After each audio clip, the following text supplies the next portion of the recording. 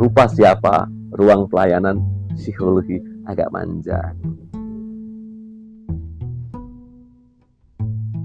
Oke, selamat bertemu kembali dengan Rupa Siapa, Ruang Pelayanan Psikologi Agak Panjang. Masih dalam album Kondasmu, Konseling Dasar Manajemen Urip. Di dalam sesi pertama yang kemarin, saya memberikan PR ya, bahwa panjenengan harus bisa mulai mengidentifikasi persoalan-persoalan yang dihadapi, yang harus Anda pecahkan sebelum Anda akan membantu orang lain. Jadi ini memang harus seperti itu. Jadi nanti di dalam sesi ini saya memang memberikan sebuah pemahaman yang paling sederhana dan kemudian memberikan semacam PR-PR yang Anda praktekkan supaya setidaknya bisa menjadikan sesuatu itu lebih berarti, panjenengan lebih bisa oke di dalam menyesuaikan diri, karena pada dasarnya di dalam konsep kesehatan mental adalah ketidakmampuan seseorang menyesuaikan diri dengan oke dan dilakukan secara berulang, sehingga dia menjadi bermasalah dengan lingkungan sosial maupun lingkungan dirinya sendiri.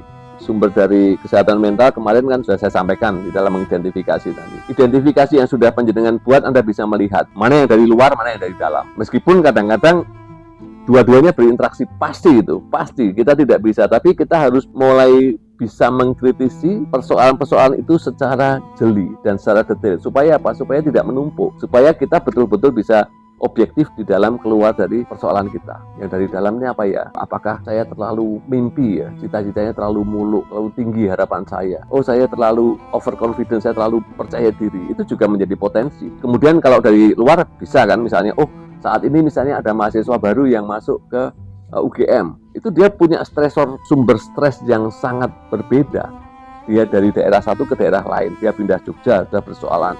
Kemudian dia masuk Gajah Mada, ketemu orang-orang pintar, sudah persoalan. Karena dia tentunya pengen punya jiwa kompetisi, pengen menjadi seseorang dan sebagainya. Nah, tanpa disadari dengan dia menetapkan target-target yang terlalu tinggi, maka dia akan terjebak di dalam persoalan penyesuaian diri yang akan berdampak pada persoalan mental. Karena ini masih proses konseling ya. Tak beritahu. Persoalan berikutnya adalah apa sih kesehatan mental itu? Kita terlalu gampang mengucapkan tentang kesehatan mental, tapi kadang-kadang kita bingung ketika mendefinisikan. Ya harus kita definisikan, tapi setidaknya oke lah, tidak definisi secara terstruktur atau daki-daki sesuai dengan teori, tapi definisi sederhana. Kalau kita bicara kesehatan mental, itu ada dua persoalan. Satu, kita bicara tentang upaya untuk menciptakan mental yang sehat. Saya bersilaturahmi, saya berolahraga, saya refreshing, saya kemudian healing, itu adalah upaya. Saya membangun relasi itu adalah upaya supaya saya terjaga mental saya berinteraksi dengan orang lain. Kemudian pemahaman kesehatan mental yang kedua adalah kondisi. Ketika saya mengatakan kondisi, kok saya ada yang berubah ya? Kok saya menjadi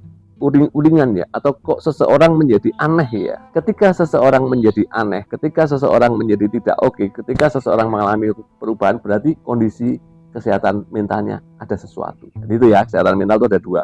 Satu adalah upaya, satu adalah kondisi. Kita akan mengatakan yang kondisi dulu, karena upaya ini adalah sudah terjadi di dalam keseharian tanpa disadari. Saya sebagai makhluk sosial, saya berinteraksi dengan orang lain, maka sebenarnya saya sudah melakukan upaya kesehatan mental. Saya sekolah di Gajah Mada, kuliah di Gajah Mada, kemudian saya ikut aktivitas, entah itu UKM, entah itu BEM, atau mungkin kelompok ilmiah atau kelompok diskusi, itu sudah upaya. Ya, upaya menciptakan kesehatan mental. Persoalan berikutnya, ketika saya kemudian menjadi pribadi yang pemurung, saya menjadi orang yang menarik diri, atau saya yang menjadi orang hiperaktif, saya menjadi orang yang toksis, kondisi kesehatan mental saya tidak oke. Mengidentifikasi kesehatan mental ada 3 parameter. Parameter paling sederhana adalah dengan parameter statistik. Artinya begini, parameter statistik itu adalah, orang Jawa bilang itu umumnya, atau kalau kita seorang guru, itu kita mengajar di dalam kelas, lalu ketika melihat suasana kelas, yang saya apali itu adalah ekstrem kiri dan ekstrem kanan, orang yang paling pintar dan paling bodoh. Jadi kalau suatu saat saya ketemu pada orang, ingat, oh si A, oh kamu dulu yang paling ini ya, gitu.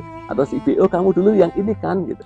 Tapi ketika saya tidak ingat, Pak, saya dulu murid Bapak loh, tahun berapa di ini, oh berarti dia masuk di kategori umumnya. Kita bisa melihat kondisi kesehatan mental dengan cara itu, dengan cara statistik. Jadi orang-orang yang berada di dalam garis ekstrim itu dalam tanda petik ini perlu diidentifikasi, perlu didalami. Kenapa dia berada di level itu? Cara yang kedua adalah dengan parameter budaya. Parameter budaya adalah seperti ini. Pada saat ini, ada misalnya tidak selamanya seseorang itu berada di suatu tempat. Ya, misalnya saat ini ada adik-adik mahasiswa datang ke Jogja.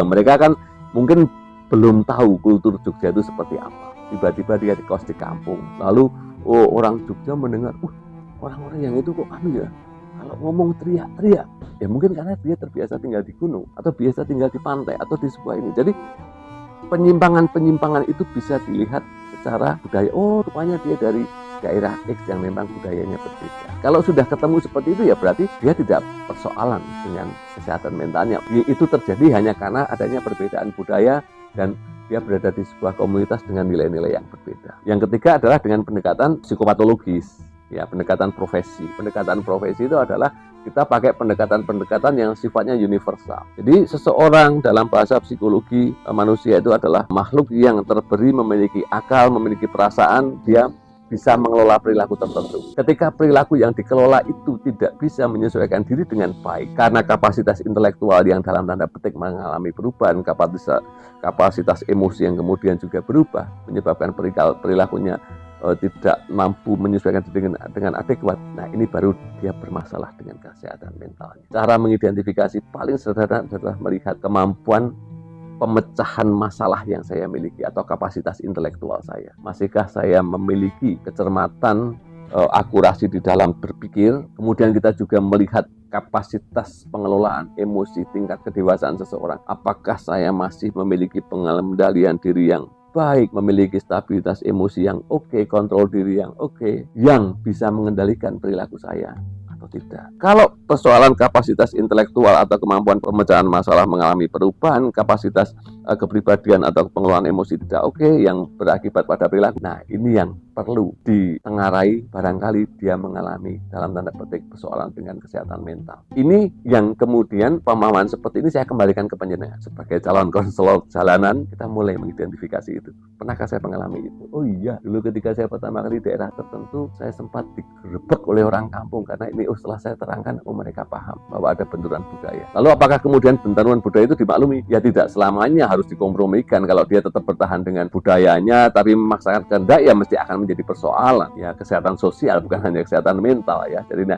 sama. Kemudian ketika dalam periode statistik seperti itu, aku wonge biar masuk di dalam wong yang dianggap paling bodoh, ya aku sinau. Paling setidaknya dengan saya rajin belajar dalam secara statistik akan memindahkan, atau orang yang terlalu kebanteran secara statistik dianggap ada penyimpangan, kemudian dia juga bisa mengurangi kecepatannya untuk membantu orang lain, supaya kita selalu berada dalam norma yang standar, yang dalam bahasa Jawa adalah umume wong. Nah, baru kalau yang namanya ada indikasi psikopatologis yang tidak sehat, sepanjang itu masih bisa dikomunikasikan dengan orang lain, sepanjang itu bisa dicurhatkan dengan orang lain, maka panjenengan yang sudah melihat video ini tentunya sudah punya pembekalan untuk menerima curhat, atau Anda curhat terhadap diri Anda sendiri dulu. Hanya bedanya satu yang harus saya ingatkan sejak sekarang. Perbedaan konselor yang sesungguhnya dengan konselor yang mungkin hanya sebatas bicara di warung kopi atau di tempat-tempat tertentu adalah kita diikat oleh kode etik. Kalau ada orang yang datang curhat pada kita, tugas kita satu, menjaga kerahasiaan. Itu pelajaran pertama adalah menjaga kerahasiaan. Kenapa?